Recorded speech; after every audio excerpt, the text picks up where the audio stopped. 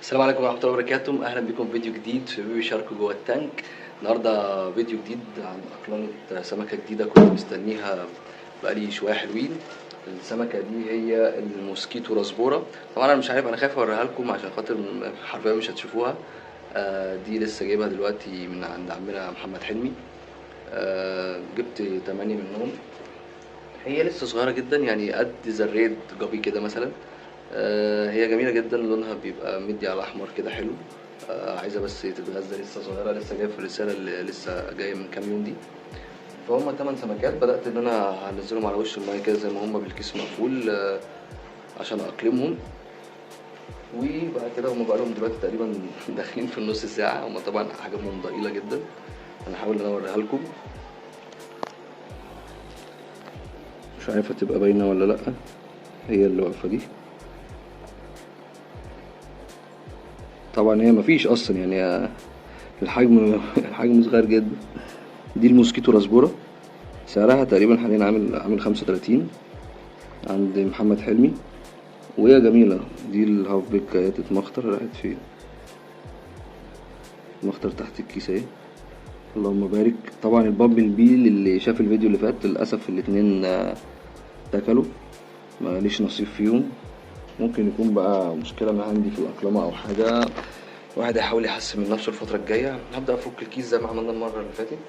طبعا هو بتدخل في نص ساعة حرفيا، هو الكيس مقفول كده على وش المية. فحاول إن أنا أظبط موضوع الأقلمة المرة دي، وأتعامل بالتنقيط كده من المية اللي داخل الحوض، وأوريكم الفيديو بعديه. معرفش انتوا هتشوفوا من هنا ولا لأ، بس أنا لقيت حاجة شبه النملة كده، نملتين جوه الكيس حرفيا. لسه فاتح الكيس حالا، هي بتفرفر اهي.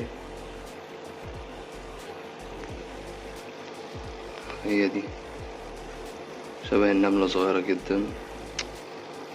ربنا يستر بقى دي. فانا هبدأ اقطر لهم مية، وبعد كده نبقى ننزلهم بقى في الحوض. هو ده شكلهم من فوق زي ما انتم شايفين اهي، على الجنب على اليمين. طبعا دي عشان جوه الكيس. ببدأ انزل لهم مية واحدة واحدة كده وبتابع معاكم. حاولت القط لكم حاجة بقى قبل ما تنزل الحوض وتختفي. فايه، ابدأ انزلهم بقى واحدة واحدة بالشبكة كده عشان منزلش مية من برا، وربنا يستر بقى ايه، تبقى تمت على خير، متترعش ياض كده. اللهم صل على النبي، اللهم بارك. اهي نزلت اهي، وربنا يكرم يا رب. عشان انا الحاجات الصغيرة دي بقلق منها. حتة جافي جراس طايرة كده في الهوا اهم، هناك اهم حلوين، هناك اهم. خليهم بقى يتعاملوا ويتعايشوا مع الزرع الجميل ده. اهي طالعة اهي. تعالي ما اخدلك صورة. انا يا بت، تثبتي بقى، بس خليكي اقعدي العبي. ربنا يكرم. دي لسه عاملها، قلت اتسلى فيها. الجزء ده حتة صخرة كده مبططة، كان عندي شوية موس فايض، قلت اتسلى فيها. بس هي ميزة عمالة تلعب، خليها تعيش بقى. عايز احط لهم حتة كوساية ولا حتة خيراية كده عشان خاطر ايه، عمال يلعبوا في بيك اهو. عايز انقر في اي حاجة. اللهم صل على النبي. شوية النيون. هنحاول بقى نظبط. انا ظبطت الزرع اللي هنا شوية على قد ما اقدر، عشان خاطر افضي شوية منه، عشان خاطر اظبط للحوض اللي تحت. الحوض اللي تحت اللي شاف الفيديوهات اللي قبل كده كان عبارة عن ازاز في ازاز بس، مفهوش فيه جرش ولا زراعة ولا اي حاجة. حاولت على قد ما اقدر ان انا اظبطه. بس جمبرية محشورة هنا. بص، دي الفرخ اللي عندي اهو، الجمبري الفرخ. بص، اللهم صل على النبي. كذا واحدة اهو، عشان خاطر اللي كان بيسأل على فكرة التفريغ في الحوض. الموسكيتو اهي، تعالي. بس فاللي كان بيسأل على تفريغ، بص الحتة دي، اللهم صل على النبي، الجابي دي. طبعا هي هفتانة تقريبا، عايزة تاكل ومحطتلهمش اكل. طبعا لازم يكون فيها والك. للأسف تاني حتة فايتر نتاية تقع مني. للأسف انا ماليش حظ في الفايتر خالص، يعني الفايتر بالذات كل ما اجيبه يروح، فربنا يستر. مفضلش غير دكر بس من المجموعة الكبيرة اللي كانت عندي. فبس فعملت الحوض التاني سكيب، اللهم صل على النبي، قولوا ما شاء الله. عملت له شويه الزرع ده، وفي عندي حاجات فايضه اهي على الوش. اللي عايز زرع برضك يكلمني تحت امركم.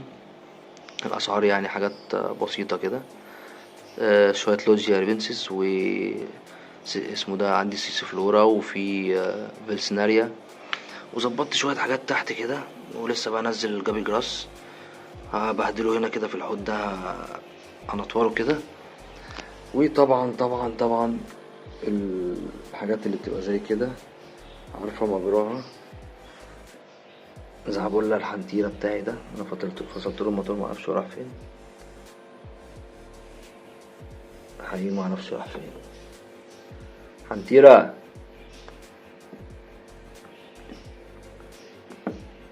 ايوه هو على طول بيجي عند الفلتر كده واستخبى.